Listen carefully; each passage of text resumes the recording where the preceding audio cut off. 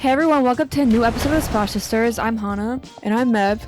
And today we're going to be answering questions. We asked our audience to give us some sports related questions. The first question is, who is truly the best isolation scorer by Garmatron? I'm going to say Michael Jordan. That's a good one. I don't think anyone could score like Michael Jordan on ISO. He's the GOAT, so. Yeah, Michael Jordan, he has 10 scoring titles. Like, he's the real deal when it comes to scoring. Like, we're probably never going to see a scorer like Michael Jordan again. And Michael Jordan's the best scorer of all time. I hate when people say like KD's the best scorer of all time. No, it's Michael Jordan. He is the best scorer. But who do you think is the best isolation scorer, Hana? I'm going to say James Harden. I think a lot of people underrate James Harden in his prime. I feel like as a scorer, he would literally get any bucket he wanted. Remember that one season he averaged like 35 points per game, and that's the most we've seen in this like past 2 decades or more than that actually. Since like Michael Jordan, I think that's the most we've seen. And yeah, he's the real deal, especially watching him play during his Rockets years. This man, as an ISO scorer, no one can guard him. Like, he would pull up from anywhere on the court and take them to the rack or mid-range. He could literally do anything scoring wise. Yeah, Harden, like on his time with the Rockets, it was a really heliocentric team. Like, it revolved around Harden, obviously. You can't just put anyone in that position that Harden was in. Like you said, he averaged 36 points per game once. He was just an amazing scorer. He put up ridiculous shooting numbers that year. I just couldn't believe what I was watching sometimes. Like, he would literally kill any team. And he deserves a championship on that team. My answer was MJ, or answer was Harden. I think you go either way. And if it's not Harden being the best ISO scorer of all time, he's definitely up there. Next question is by Yogi. Have either of you ever watched a game of basketball, or better yet, picked up a basketball before? Yes, Yogi, we have a basketball podcast, but we've never watched basketball before. You got it. Yeah, I just got something in my ear. Someone's telling me everything I need to say right now. I have no idea what I'm saying. That was a rude question, but to answer your question, yes, we've watched basketball, and yes, we've played basketball before. We've played basketball like our whole career. I played some pickup yesterday. I destroyed all of them. Like, none of them could guard me, seriously. Like, I was hitting Steph Curry threes right in their faces, and I was getting to the rim easy, like so easy, and they're all taller than me too, so I don't want to hear shit. Yeah, and for me, I've always enjoyed watching like basketball and sports more than playing them, even though I still like playing sports. The reason why I love watching basketball is because I love playing basketball. Even when the season ends, we're still watching basketball. Tune into WNBA and yeah, college basketball too. I like watching. Okay, next question. I feel like Russ. Next question.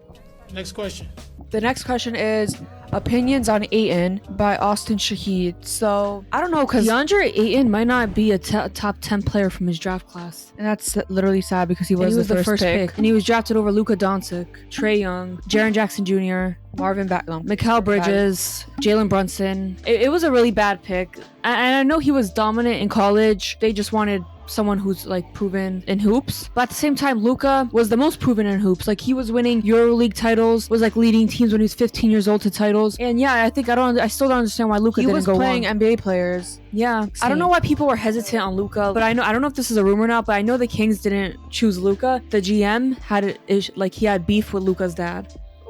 What? That's what I heard a long time ago. Do you have any more details about that?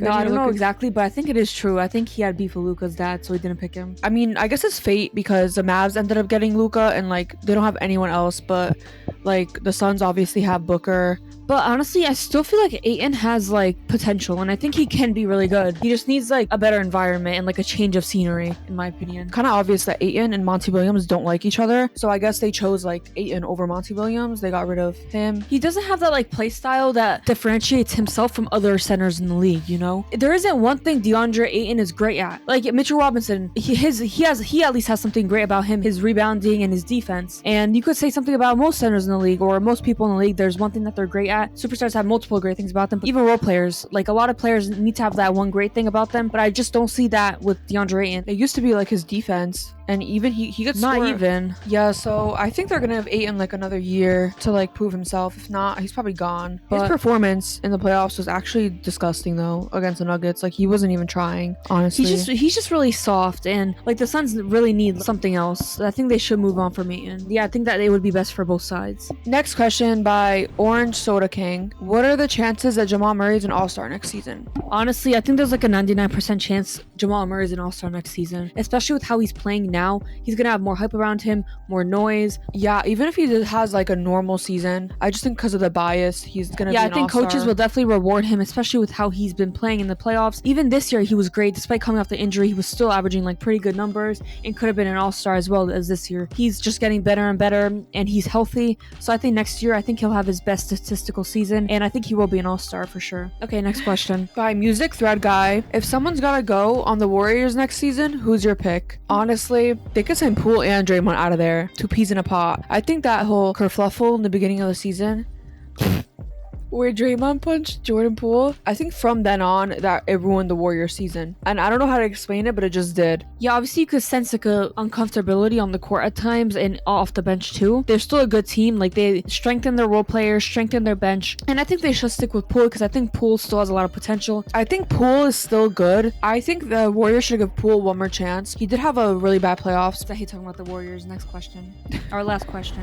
Where do you see Damian Lillard going, or where do you think he should go? Anywhere but the Blazers, please. I'm sick of him on the Blazers. Like I think broken record every single year, telling the whole world he's loyal a billion times, saying he's gonna win a championship with Portland one day, which we all know is far from the truth. That will never happen in a million years. Actually, the funny thing is, this is the first time we've seen Dame like budge a little bit. He's always saying like, I'm not running from the grind, I'm not running from the grind. But it's gonna be so funny if he ends up just staying with the Blazers. I know there's some rumors that the Heat want him and they might trade for him, but like I don't see it happening. Damian Lillard going to the Heat, they need that primary like scorer. That's what they're missing. In the 2020 playoffs, it was Jimmy, but it was also like Tyler Hero. Bubble Tyler Hero was something else. Now that Tyler Hero was injured, Jimmy had to rely on like these role players that sometimes like in the finals, Max Strus, absolutely nowhere to be found. You need that consistent star. It'd be cheeks for the whole league if Damian Lillard went to the Heat. Well, I also want Bradley Beal on another team, but I don't know if anyone would take that contract, and he's a star in this league, so... Star. Did you just laugh? Is Bradley Beal not a star? He's not a star. He's such a finesser. Like, he's been on the worst team in the league for years. Like I said, I just want Dame to compete for a championship. Imagine he goes to the Warriors. No. They trade Poole. No. The Warriors trade Poole, Draymond, and like... Stop. Ew. Gross. Anyways. Thank you guys for watching. Comment down below what other questions you want us to answer. And yeah, follow us on our Instagram, TikTok, Twitter, @SplashSistersP, and subscribe to our YouTube channel. Thank you so much. Thank you guys.